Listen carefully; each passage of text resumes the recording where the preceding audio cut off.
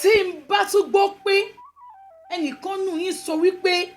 Yorùbá nation, tí n bá tún rí fídíò kan, mi ò fẹ́ mẹ́ni tó fẹ́ post ẹ̀ tí wọ́n sọ pé Yorùbá nation, pé ẹ fẹ́ Yorùbá nation, ẹ máa rí púpọ̀ ojú mi torí kà ní gbogbo yín, àṣírí yín ti tú àti ètí ìgbà Yorùbá nation. Ẹ̀yin Àgbẹ̀kọ̀yà ti ń tara yín lẹ́yọ kọ̀ọ̀kan, ìkà ni yín. Ẹ jẹ́ ń lówó agbára fúnra yín, alágbára yín ẹ rọra ṣe. A máa dúpẹ́ lọ́wọ́ ikú o, bí ìbá ṣe ti kú.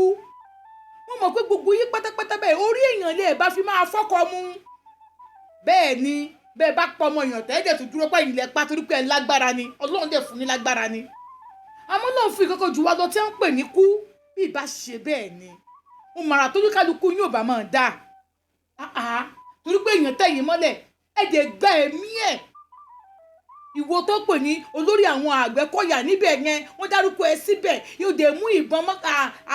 ọ̀bẹ mọ́kẹ̀jẹ̀ ó sì fi gún nínú.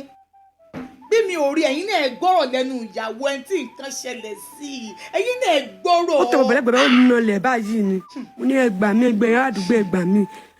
gbogbo yẹn àdúgbò ẹgbà mi mo ṣáà ríyàn bíi méjì mẹ́ta a ṣáà gbé ẹ̀jẹ̀ yẹn ti pọ̀ jù a ṣáà gbé lọ sí hospital, kọ́kọ́ gbé lọ hospital méjì mo gbà lọ́wọ́ mi ká tó wá gbé padà sí hospital tí mo ní Àkàtàpà ibẹ̀ ni wọ́n ti gbà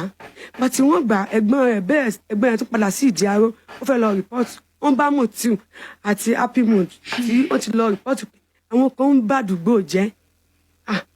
ẹni tó gún yàn ó sọ pé èèyàn kan ń bá àdúgbò jẹ́ jìnnìyẹn sáà mú ẹ̀gbọ́n yẹn sáà wá sí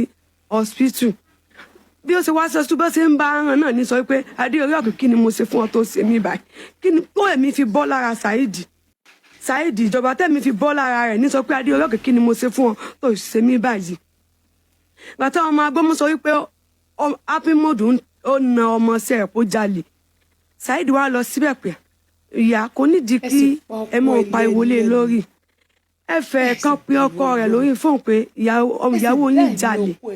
ó máa wá ṣẹ́tù rẹ̀ kò nídìí kí ẹ pa ìwọlé lórí ó dẹ̀ bòde wọ́n ló tẹ ọ̀gá yẹn mẹ́lẹ̀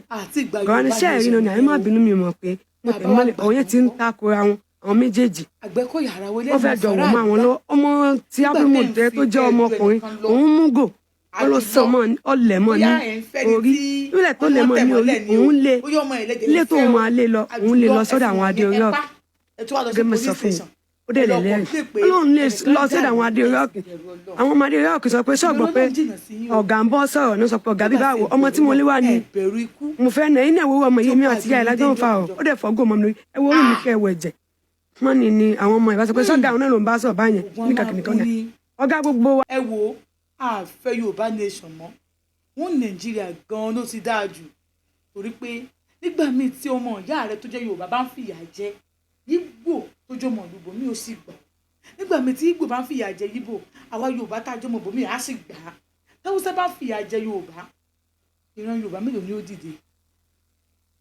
ó ṣeé ṣe pé Ìgbò ni ó wà padà gbàyàn lọ́wọ́ Haúsá. Ẹ wo àwa Yorùbá a fẹ́ràn ká máa fi agbára jẹ̀yàn níyà pípọ̀ jù Yorùbá nation is a